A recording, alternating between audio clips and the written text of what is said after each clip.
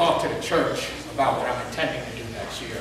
And I wanted to kind of explain what I was doing. I could just make an announcement, but I wanted to put it in some context. I'll take you back a couple of decades, about 2 decades ago. I'm not a saint, but my mother was a saint. And take your time. I found myself singing with my mother. Strange, it didn't mean anything at the time, but it means a lot to me now. All right. And we were singing a song, I think most of the people in the church know. The song, I wrote it. And she says to me, you know, every time I get up here, I do this.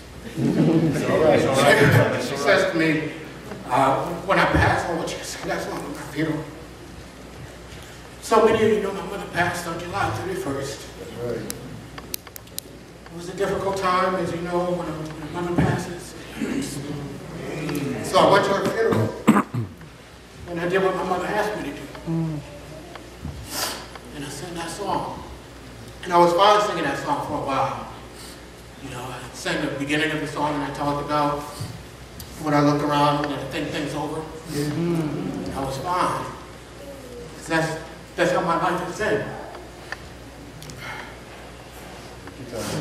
But then there's a part of the song where the person singing the song asks, why so much pain, and answers the question.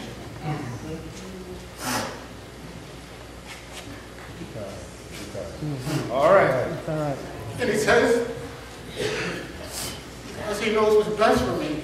You know, my very eyes they can't see. And I couldn't make it through that part of the song. Because I couldn't see. I couldn't understand why my mother, who wasn't even 60 yet, who was just about to turn 60, while she was gone, and it hurt.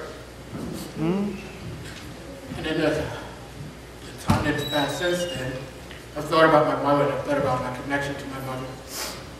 I'll tell you that in the moment of her death, a beautiful Tuesday morning,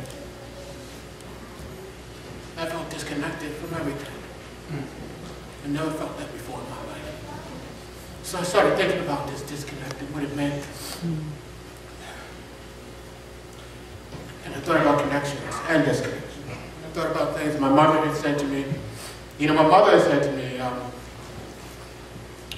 one day you're going to be the mayor of New Haven. And I said to my mother, that's not what I intended to do. But as I thought about those connections and disconnects, I thought about the work that led me to do the work that I do now. And I didn't run for state representative because I wanted to be state representative. And I didn't run for state representative because I wanted my name to be out in the press. I ran for state representative because I was doing work in the community. And I saw it as an extension of what I'd been doing.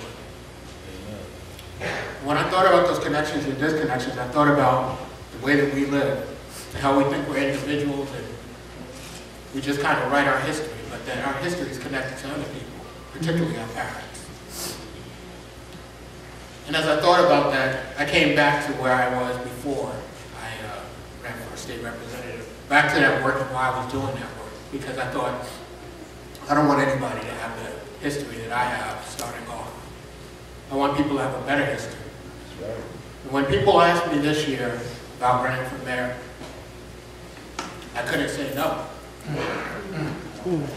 Because of that history, because of that connect, because of my mother and our father, and what we're commanded to do.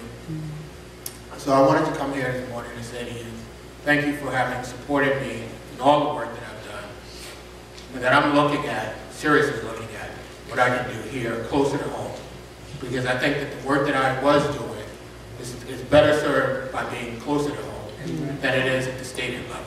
I think it's a great place to do work, but I think it's time to come home and make this a place where everybody is a part of what's going on, where government connects to people, and it doesn't just act upon people, but it acts with people. So I ask you one thing as I sit down. I believe that you'll pray for me, but I ask you to do what I know that my brothers and sisters will do. I ask you to act as Christians and love me enough to tell me when I'm doing something wrong. Love me enough to tell me what needs to happen. And I thank you again, and I thank the Lord for this day.